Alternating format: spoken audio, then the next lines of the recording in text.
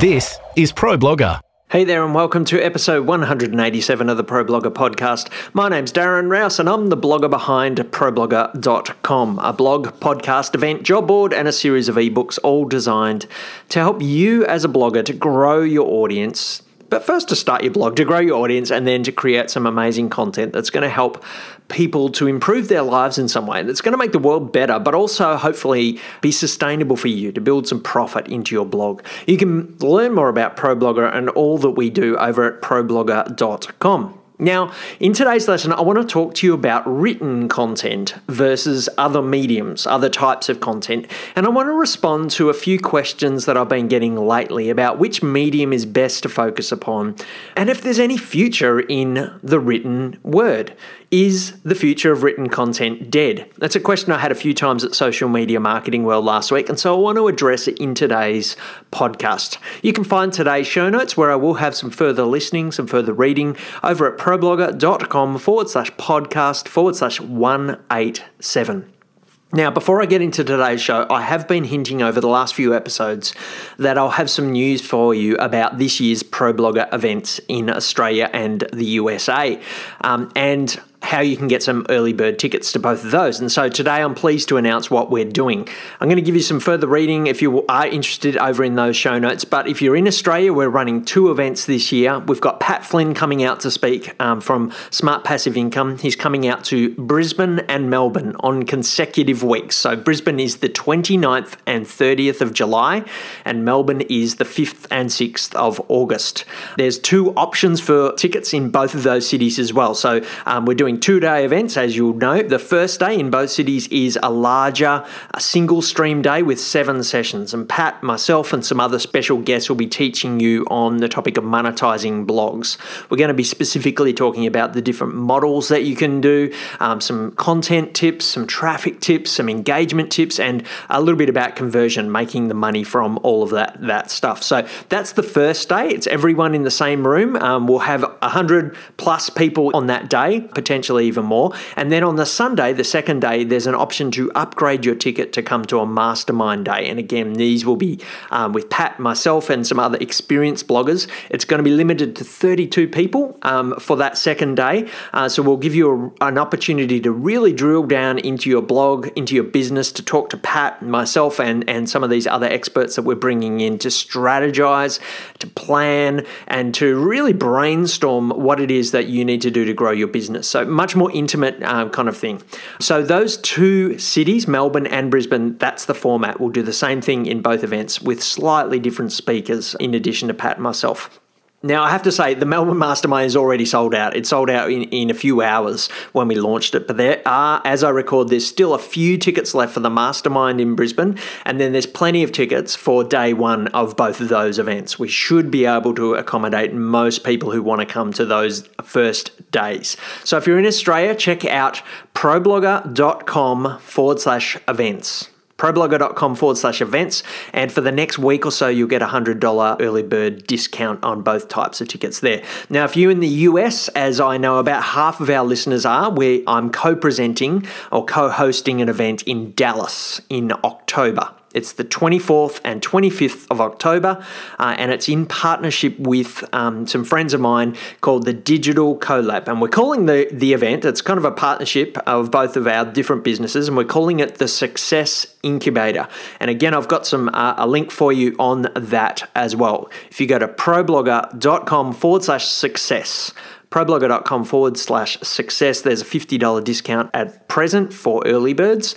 That event's going to be a combination of some practical, actionable teaching, but also some mastermind type experiences as well. We will be giving you a bit more information on that in the next few weeks, but at the moment, you can get that early bird offer. So again, if you're in Australia, ProBlogger.com/events. If you're in America, ProBlogger.com/success. Okay, that's all I've got to say on the events. I would love to see you there. It's the highlight of my year doing these events. It's probably the best thing that I think I do. So if you get some value from this podcast, you're going to love what we do at those events because it's very similar. I'm trying to do practical actionable stuff that you're going to get a lot of value at. And some of my best online friends will be there to deliver that value as well, in addition to what I've got to present. Okay, that's enough of the events. You can find today's show notes over at ProBlogger.com/podcast/187, where I'll link to both of those event types as well. Okay, that's the longest introduction I've ever done. I'm not going to do that in every show, that's for sure, but I want to get on to today's show now, where we're going to talk about written content. Creating great content, finding an audience, building engagement, monetizing your blog. This is ProBlogger. Okay, so just a little word of warning. I'm completely jet lagged out of my head. I got back from Social Media Marketing World a couple of days ago in San Diego, 25 hours both ways. Those of you who are in the Facebook group will know that I pretty much, every time I had a layover, I answered questions in the group. And I want to thank those of you who kept me company over that particular trip. That was a crazy trip home, and I am pretty tired. But I want to get into today's show. We're talking about written content. And the reason I want to talk about it is because at Social Media Marketing World, I reckon I had about 10 conversations with people about written content and whether it has a future. And people were coming up and going, is written content dead? Everyone at Social Media Marketing World is talking about video. There was whole streams about podcasts. There was lots of streams about visual content. And there weren't really a lot of sessions on written content. And people were saying, is it dead? Is there a future in it? And so that's why I want to talk about it today. And to do so, I want to rewind the clocks back to 2002 and my first blog. Now, whilst that first blog, it was called Living Room, it's not online anymore. The other day, I was actually looking back as part of my preparation for my talk at Social Media Marketing World, and I went on to one of my favorite tools, the Internet Archive, which is a tool that records what sites used to look like in the past. It's actually recording what it looks like every few months. And so once your site's in there, it will continue to sort of grab what things look like on your site right now. So I went back as far as I could on the Internet Archive to find what my blog looked like, that first original blog looked like. I got to it eventually when I remembered what the URL was, because it was on Blogspot when I first had it. And as I was looking at it, I found myself really cringing, partly because of the horrible design. I hacked it together myself, and I'm not a designer at all. And back then I was even less of a designer. I also cringed at the spelling mistakes and some of the naivety of what I was doing on the blog at the time. But as I was looking at it, I was amazed by a couple of things. The main thing that I was amazed about was the complete lack of visual content on that blog. The front page had 10 posts on it, and not a single one of them had anything other than text. The only visuals on the front page of my blog were a tiny little series of 100 by 100 pixels that I put in the header of my design. These tiny little images, which, if memory serves me correctly, took me days to get those images right up there in the design.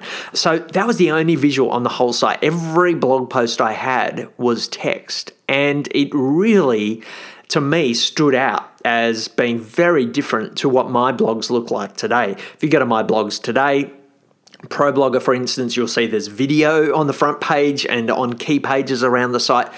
Every single post has images. There's obviously a podcast on there as well. It's a much more of a multimedia experience.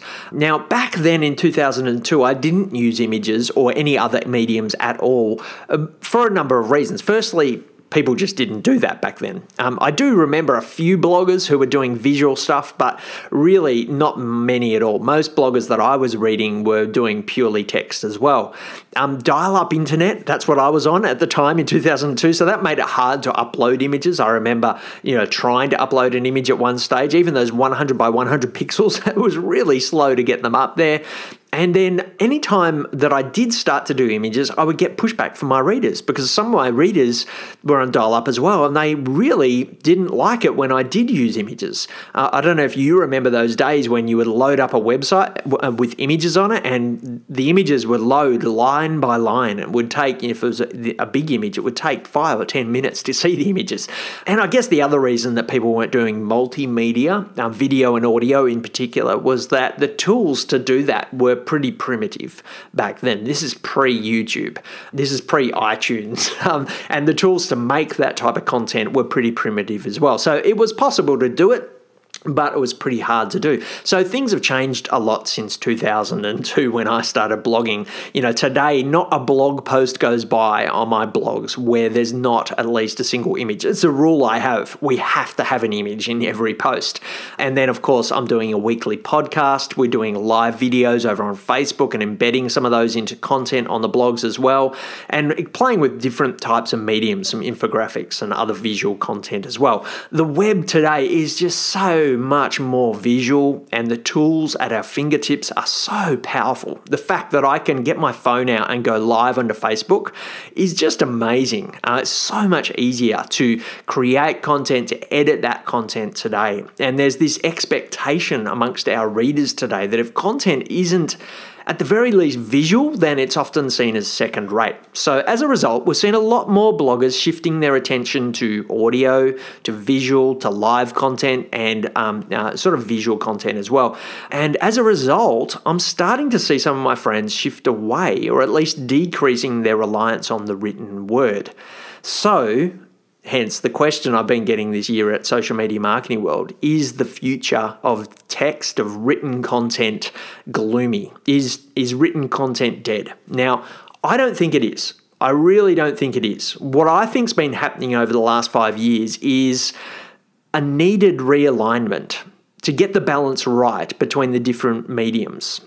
If we look over the last few decades of mainstream media, even before the rise of the internet, we've always seen room for text. Newspapers, magazines, largely a textual kind of content, with images as well, I guess. We've always had, over the last few decades, room for audio, radio. We've always had room for video, over the last few decades at least, with television and movies, whether that be live television or recorded television. So as we look back in history, we've always had these types of content sitting side by side, at least over the last few decades since television came out.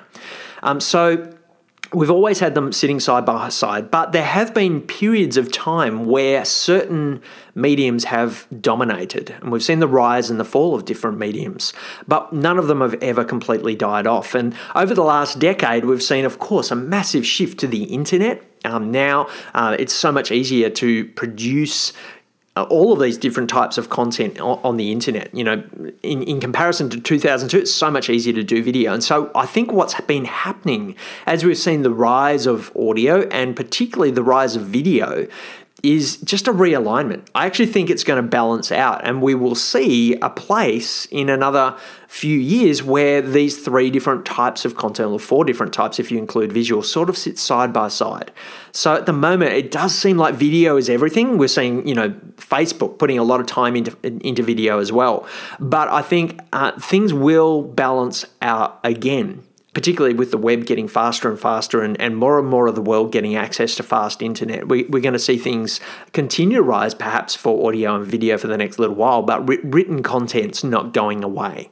I actually think at the moment, written content is still the dominant, or at least in the top 2 types of content that people are consuming online today. Yes, we have seen a rise in video, but I think written content is still perhaps the most popular, if not the second most popular. Creating great content and building your audience. This is ProBlogger. So there's a few reasons I would give you that I don't think written content's going away. And for me, the main reason for this is that some people simply prefer written content to anything else. Now, I saw this when I launched this podcast. When I launched this podcast, I was really excited about it. I was really excited about audio because I'm an audio kind of person. I learn best through listening to someone. But when I launched it, whilst I got some really positive feedback, I also got quite a few of my readers who were a bit angry that I was starting to do audio. And they pushed back. I got a number of emails in that first week or so, and in the weeks afterwards, from people saying, I don't listen to audio. And when I do the same thing with video, when I do a Facebook Live and I link to it in our newsletter, I get emails from people saying, I don't watch video. And there's a variety of reasons why they don't. For some, it's accessibility. They're on slower internet. Some, it's they don't have an iPhone and they don't know how to listen to the audio, or they don't want to download an app to listen to it, or they don't want to do that. And for some people, it's just a preference. Some people learn best through the written word. And that's why we've added transcripts for all of our podcasts. But the reality is some people just prefer an article to listening to something or to watching something. And this is not going away. The written word is not going away because some people just are going to be searching for that type of content. So for me, that's the number one reason. There's other reasons as well. For now, the type of content that search engines present most in their results, and this is changing a little, is written content. If you do a search for anything in Google on google.com, you will find that Google is presenting, yes, a few videos, and they're starting to include some visuals in their search results, but still the vast majority of what they're indexing is text and written content. And that may be partly because there's more written content on the internet than video, but Google is still showing more of that. Now, I think that is another good reason to continue to create written content. Another reason that I think written content is great is that it's scannable. Most people can scan an article much quicker than they can watch a video or listen to a podcast. Now, you can speed up a YouTube clip. You can double the speed of a YouTube clip. Some of you listen to this podcast at 1.5 times speed or even 2 times speed.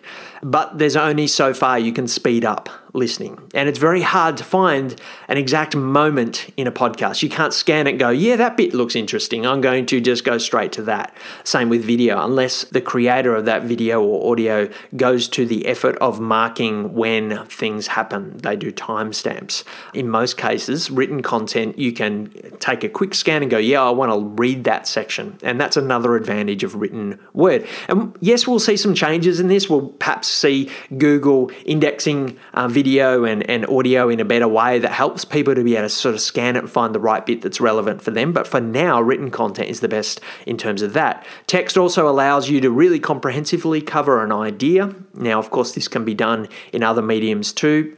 But I think people are used to reading those comprehensive pieces of content. At least some people are. We've got books that take, hours or days to get through.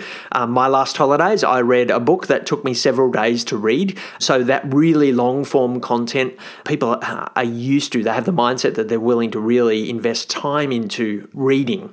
In terms of video content, perhaps people aren't quite as used to that, although we're seeing changes with this. I know with live streaming, people are now binging on video content a lot more. So things are changing in that regard, but I think text does allow you to comprehensively cover an idea in a way that people are used to and willing to invest time into.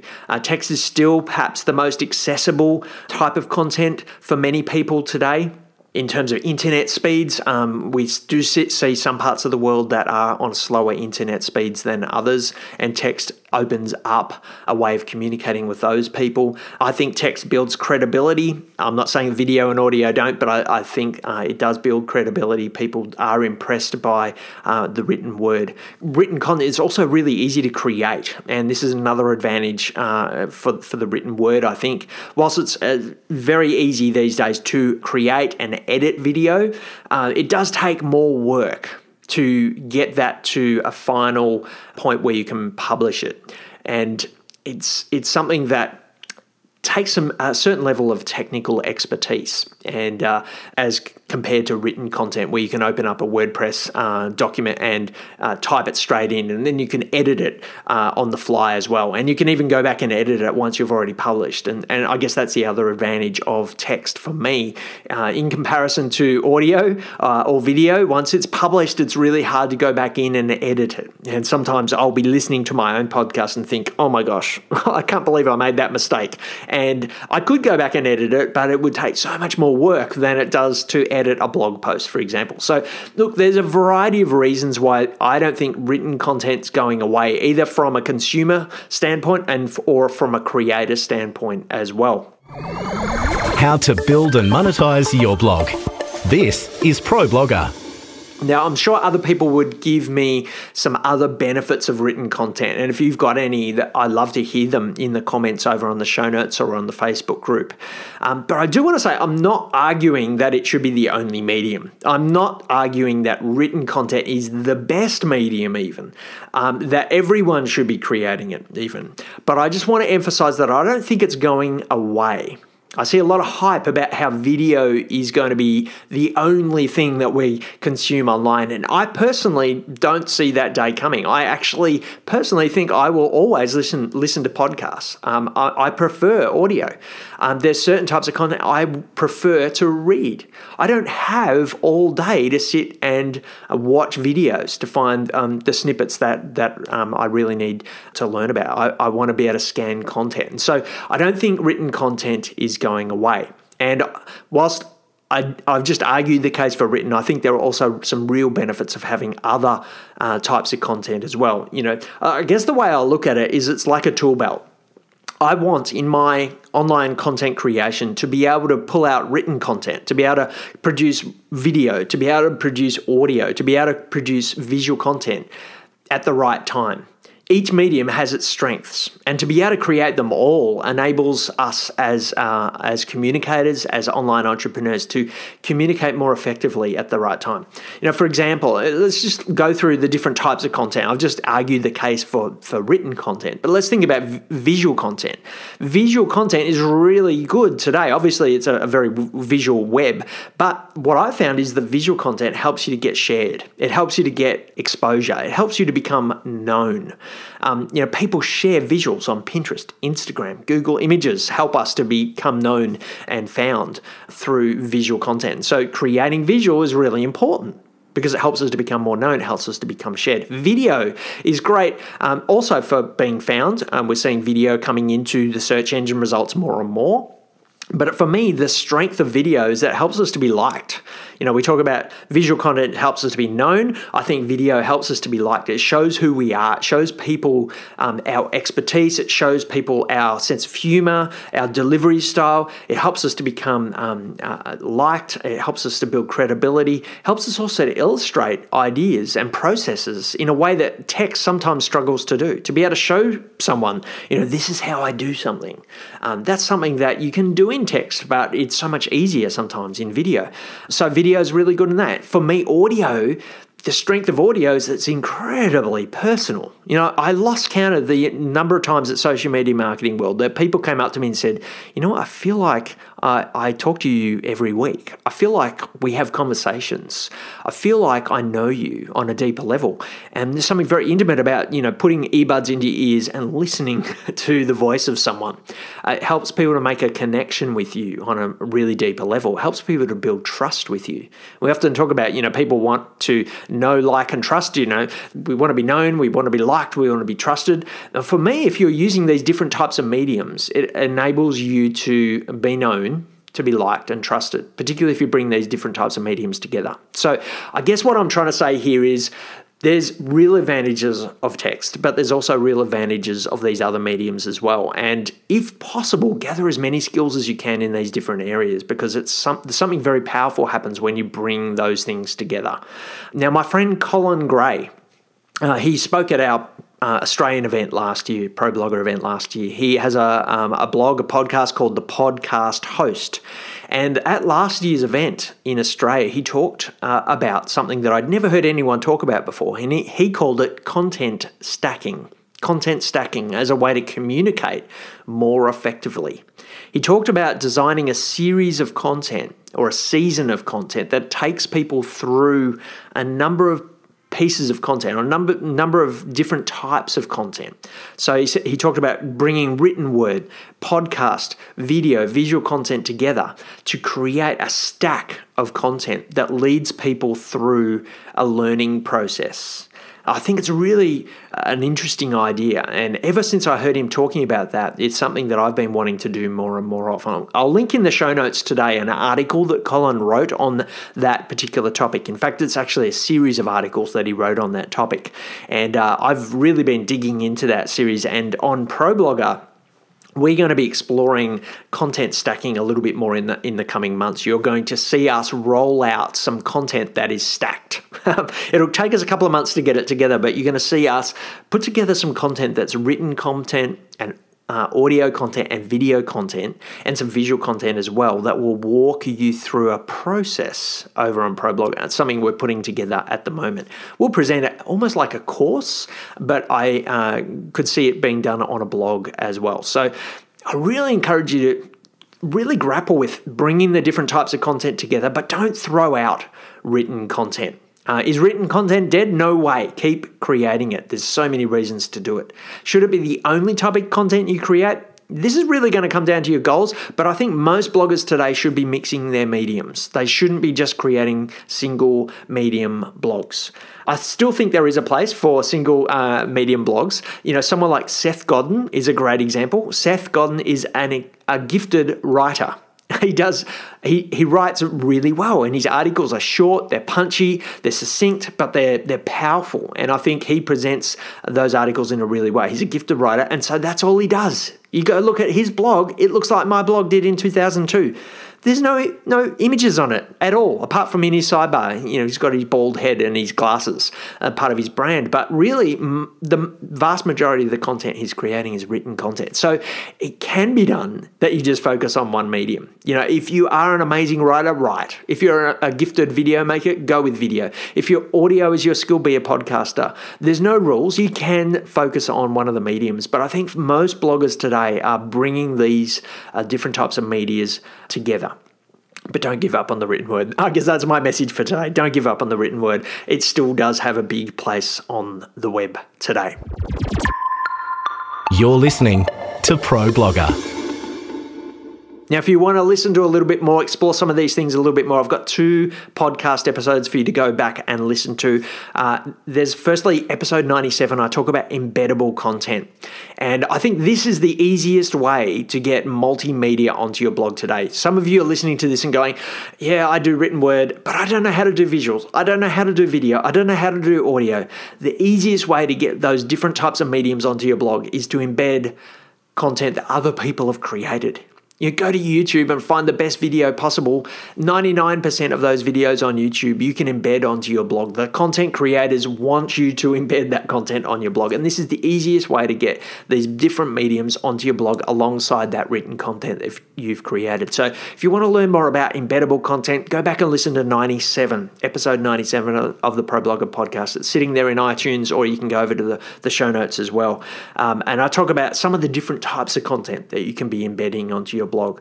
The other one that you might want to listen to is episode 134, which is one where I talked about how to choose which social network, but also which medium is best for your blog. If you're just starting out and you want to experiment with adding a different type of medium into your blog, but you don't know whether you should do video, or you don't know whether you should do audio, or you should do something else, that episode 134 is one that you can go back and listen to. And it asks you some questions. It gives you some questions to begin to explore which medium might be best for you. Hopefully they're helpful for you. That's episode 97 and episode 134. Otherwise, dig into the archives. There's 186 previous episodes of this podcast, so there's plenty to listen to. And lastly, don't forget to join the ProBlogger Facebook group. We've seen an explosion of people joining that group over the last little while. And if you want to find it, I've set up a redirect for you to make it easier for you to find. Just type into your browser ProBlogger.com/group, and you'll be forwarded straight to that group. Thanks for listening. Look forward to chatting with you further in the ProBlogger Facebook group or over on the show notes as well. You can find today's show notes at ProBlogger.com/podcast/187. You've been listening to ProBlogger. If you'd like to comment on any of today's topics or subscribe to the series, find us at ProBlogger.com/podcast. Tweet us at ProBlogger. Find us at Facebook.com/ProBlogger or search ProBlogger on iTunes. This episode of the ProBlogger podcast was edited by the team at Podcast Motor, who offer a great range of services, including helping you to set up and launch your podcast, as well as ongoing editing and production of the podcasts that you produce. You can check them out at podcastmotor.com.